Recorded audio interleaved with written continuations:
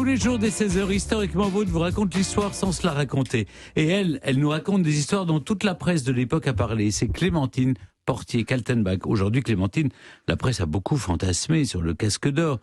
Casque d'Or, cette légendaire fille de joie des Apaches de Paris, dont vous nous parlez aujourd'hui grâce à la nouvelle revue Retro News qui nous replonge dans les archives de presse. Ah oui, c'est vraiment une excellente idée, cette revue papier. Elle permet de naviguer à travers 3 siècles d'archives, 1631-1950. Ça en fait du papier. Et on revient sur les grandes unes, les gros titres, mais aussi des petites annonces, des faits divers. Il y a une part de fiction, des cartes blanches données à des auteurs, et puis chaque numéro étudiera un aspect en particulier. Là, il y a tout un truc sur les débuts de l'homosexualité dans la presse. Et là, donc justement, il y a un article de Michel Pedignelli qui porte sur la fameuse affaire de Casque d'Or, parce que c'est un procès qui passionna l'opinion. En fait, ce sont 2 souteneurs du quartier de Belleville et Popincourt, Manda et Léka, qui sont accusés d'avoir déclenché une guerre pour la possession de Casque d'Or. Casque d'Or, nous dit la presse, est la prostituée la plus célèbre du Paris des Apaches. Ce procès se déroule, vous avez une idée de l'époque à laquelle ça se passe, l'histoire de Casque d'Or? Non, vous avez vu le film, on a tous vu le film. C'est un procès qui se déroule en mai 1902. Et celle que tout le monde attend, évidemment, c'est Amélie Elie, Casque d'Or, fleur de bitume, orpheline à 14 ans, qui a commencé à se prostituer dans le 11e arrondissement à peu près à cet âge.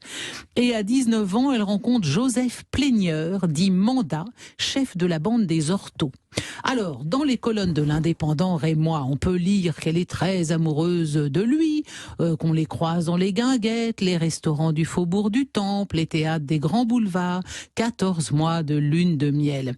Quand il n'est pas en train de relever les compteurs de Casque d'Or, qui se prostituent pour lui, Manda cambriole des maisons bourgeoises. Du coup, Casque d'Or, elle s'ennuie un peu, elle trouve le temps long. Et en 1901, elle rencontre François Léka, caïd de Popincourt, et du coup, elle quitte Manda. Alors lui ne supporte pas de perdre Casque d'Or, parce qu'on ne sait pas s'il supporte pas de la perdre elle, ou il supporte pas de perdre les revenus qui vont avec elle. C'est plus sûrement ce genre de choses. Alors, ce qui est amusant, c'est de lire la presse de l'époque qui fait de Casque d'Or une nouvelle Hélène qui a déclenché une guerre de Troie dans le milieu des Apaches. Bon, la presse aime toujours bien romancer les événements.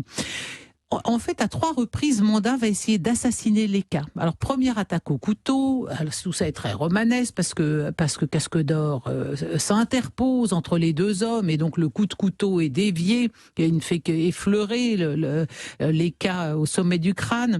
Manda réitère quelques temps plus tard, là il arrive avec un revolver, il touche Léka par 2 fois, mais il peut pas l'achever parce qu'il y a un copain de Léka qui intervient. Léka est hospitalisé, mais c'est le code d'honneur des voyous de l'époque. Il ne va pas dénoncer son agresseur au policier qui l'interroge. Bon, lui n'est pas dégoûté de tenter de l'assassiner, puisque dès que Léka, je confonds les deux, dès que Léka sort de l'hôpital, Manda monte sur le marchepied de la voiture qui le transporte et le poignarde en plein poumon. Il voulait vraiment sa peau, c'est peu de le dire. Non, il est pas mort. Il est pas mort, toujours en vie. Alors cette histoire fascine absolument l'opinion. Alors que quand on interroge Casque d'Or, elle dit la bande des Apaches, ça n'a jamais existé. Moi, je me suis jamais appelé Casque d'Or. C'est les journalistes qui ont inventé tout ça. Elle va quand même profiter de cet emballement médiatique parce qu'il y a des peintres notamment qui lui demandent de poser pour eux. Il existe une toile d'Albert Depré. On voit une belle fille en cheveux, la cigarette au bec, la poitrine sanglée dans un caraco rouge et à la main dans la poche du tablier à carreaux.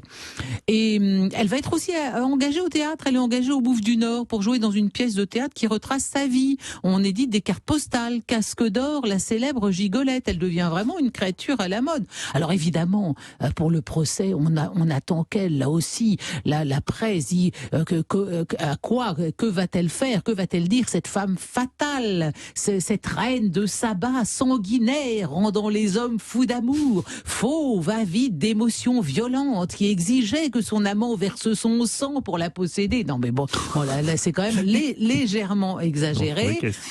C'est elle qui aurait déclaré qu'elle appartiendrait au vainqueur. En fait, c'est une espèce de d'Ève tentatrice qui a semé la zizanie entre ces deux messieurs. Bon, avec des titres pareils, vous imaginez, tout le monde l'attend dans le prétoire.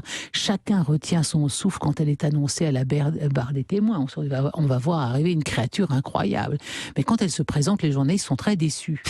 La fille Élie, dite Casque d'Or, justifie mal son surnom. C'est une petite blonde de 22 ans, aux cheveux assez abondants, tassés sur le front, d'une nuance très légèrement cuivrée, au teint mat et fatiguée, aux yeux noirs peints, plutôt jolie que laide, ayant les allures d'une figurante de cassé-concert.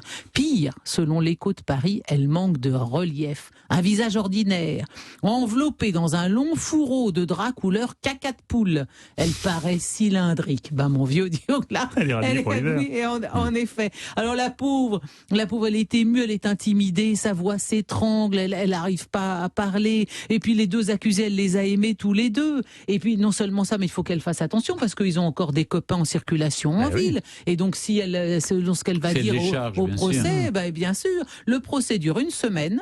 Les 2 hommes sont condamnés aux travaux forcés et au bagne en Guyane. D'ailleurs, moi, je trouve ça assez injuste parce qu'il y en a un qui a tenté d'assassiner l'autre par 3 fois, mais l'autre, il n'a pas fait grand-chose. Et ils vont être ensemble en Guyane. Ils seront ensemble en Guyane.